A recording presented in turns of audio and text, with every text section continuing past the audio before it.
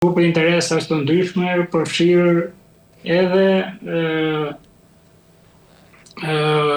në punës publik dhe veçanërisht një pjesë për tyre janë të Bashkisë Tiranë.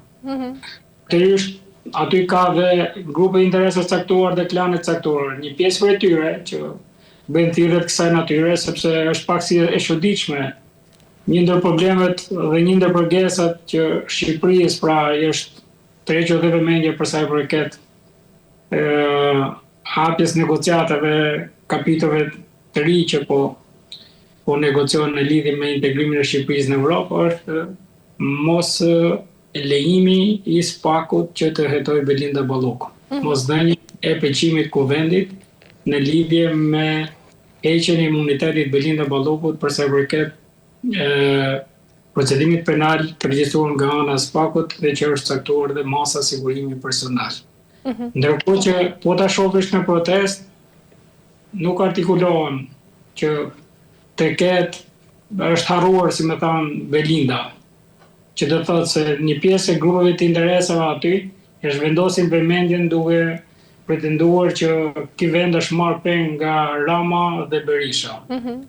Ndërkohë që Berisha ka 13 vite që është në opozitë dhe ti thua tani kryetarit të opozitës që duhet të kesh mbok ti sepse ke qeverisë Edi Rama, kryeministri i shqiptarëve për 13 vite, kjo është e pa logjik. Po gjithsesi kjo përdoret nga grupe interese të caktuar, siç janë ato të Bashkisë Tiranës, të cilët zoti Velia pretendon se arrestimi i tij lidhet me qëndrimin që mund të ketë pas opozita ndaj keqpërdorimit të fondeve publike dhe mënyrës së administrimit të Bashkisë Tiranës nga zoti Velia, apo nga planet e mëshme që mund të ketë Edi Rama me zotin Veliaj. E qartë, avokat nga ana tjetër, duke qenë se përmendët edhe SPAK-un, a mendoni se ka arritur SPAK ndoshta deri më tani të ndërtojë një profil të pavarur institucional, apo perceptimi publik vazhdon ende të ndikohet nga i gjithë ai debati publik? Tani SPAK-u ndodhet në fakt në një presion qoftë publik, qoftë ndërkombëtar, sepse investimi më i madh për krime kësaj strukture të posaçme është bërë nga partnerët tanë ndërkombëtar, veçanërisht Shtetet e Bashkuara të Amerikës, por dhe Bashkimi Evropian. Dhe pritshmëritë e tij, pavarësisht se ka pas disa rezultate të cilat nuk duhet të tregohemi nihilist të ti mohojmë, për shkak të problematikës krijuar dhe tashmë janë bërë publike një sër për dosjeve ndoshta edhe nga interesat caktuara janë bërë publike disa nga dosjet e hetimeve të kryer nga ana e SPAK-ut, siç janë përgjimet e ECC-s nga ndërkombëtarët, por edhe dosjet e tjera. Rezulton se SPAK-u, megjithse ka patur thash arritje në luftën kundër krimit të organizuar, sepse dhe emërtimi i SPAK-ut është i tillë, prokuroria posaçme atë emërtim ka. Pra për luftën kundër korrupsionit dhe krimit të organizuar, për ato kategori dhe për veprash penale dhe për kategori të caktuara. Bëhet fjalë për kryeministra, ministra, deputet, kryetar bashkish, nuk bën fjalë për vepra penale, se janë kompetencë të veprat penale të tjera, ose kategoritë të tjera shoqërore. Pra janë përcaktuar në nënin 75 ligjit kodit procedurës penale, pra kush janë kompetenca lëndore dhe toksore të strukturës posaçme. Është në presion ndërkombëtar, është në presion publik, por për hir të vërtetës vlen për dëshiruar punën e SPAK-ut. Vlen për dëshiruar sepse shumë herë ndodhin që veprimet e SPAK-ut bëhen jo në momentin e duhur. Ne po morim rastin e zonjës Balloku. Pra sekondër një rast i cili është një ndër precedentë ndërkombëtar. Jo shqiptar, nuk është i ka kaluar nivelin shqiptar. Pra si rast si precedent. Ndodh se zonja Balloku është marrë në cilësinë e pandehures dhe vazhdojnë pra që do të thotë se ka një status caktuar, janë atribuar asaj disa akte akuze në lidhje me shpërndërimin e detyrës, në lidhje me pabarazinë të ëndrrën, në lidhje me pastrimin e parave. Nga ana tjetër, pavarësisht pengesave që ka pas në kuvend, natyrisht qëndrimit mazhorancës, sepse janë një lidhje interesash midis zotit Rama dhe zonjës Balluku. Nga ana tjetër, SPAK-u ka marrë në cilësinë të panderë disa persona të tjerë të cilët i kanë shërbyer për pastrimin e parave dhe produkteve të veprës penale nga zonja Balluku, si ishte rasti i Tares, që bëhet fjalë për një vilë në Vlorë, por ka dhe persona të tjerë, se s'duhet i përmend për shkak edhe të hetimeve që po kryen.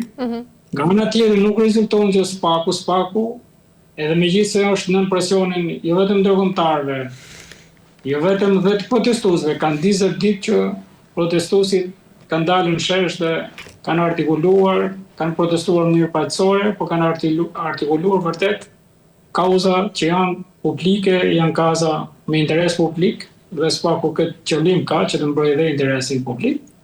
Nuk rezulton që të jetë drejtuar parlamentit, në rastin konkret po shërben qeverisë, po ka them kështu në ligjërat të drejtë, sepse duhet i drejtojë parlamentit me një kërkesë të dytë. Me një kërkesë të dytë për heqjen e imunitetit, pasi është renduar pozita procedurale e zonjës Balluku, në rastin konkret me akuzën e pastrimit parave dhe produkteve të veprës penale, po e them unë. Por kjo nuk është vetëm një rast.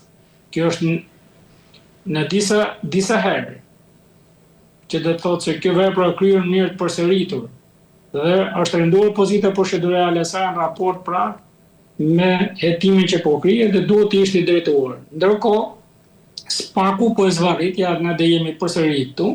SPAK-u po e zvarrit, po presin të kalojë muaj korrik që njerëzit të vazhdojnë pastaj edhe administrata dhe njerëzit, kalojnë me pushime, me qëllim që t'i shërbejë Ramës në këtë rast. Patjetër që shërben dhe zonjës Balluku, po e shërben Ramës, pasi vetë Rama ka kundërshtitë vetëm me në grupit parlamentar të tij, por edhe vetë me në strukturës Partisë Socialiste. Mendoj se kjo është antikapi që ka SPAK-u në raport, pra me hetimin që po kryen dhe me veprimet hetimore të veta që nuk është në akord me afatet ligjore që parashikon ligji për krijen e hetimeve, si dhe në raport me rrezikshmërinë e veprave penale që zonja Balluku akuzohet me masat e sigurimit që janë caktuar ndaj saj, si dhe me ndikimin që ka në procesin e hetimit duke qenë e lirë dhe ndikimin që ka qoftë tek personat që kanë dënitë tek dëshmitarët, por dhe tek provat e tjera për të cilat SPAK-u po vazhdon të grumbullojë kohën. Avokat, ndërkaq gjatë protestave disa ditë më parë pati edhe disa përplasje, qoftë është ndodhur para kuvendit, por qoftë edhe komisariatit numër 3, ndërkaq nga organizatorët e protestës thuhet se disa protestuesve të cilët ishin arrestuar janë dhunuar. Në informacionet tuaja, çfarë ka ndodhur realisht?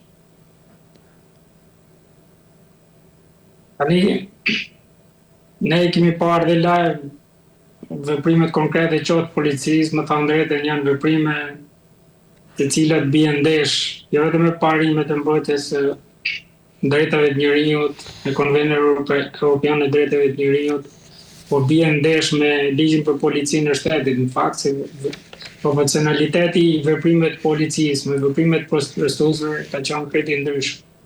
Ju jeni informuar dhe ju si media ku policia dërgon në spital një punonjës policie i cili u dërgua vetëm për të justifikuar veprimet e dhunës, ndërkohë që protestuesit u tërhoqën zvarr në shesh dhe u goditën, u raftën. Njëri prej tyre, në mos gaboj, ishte një protestues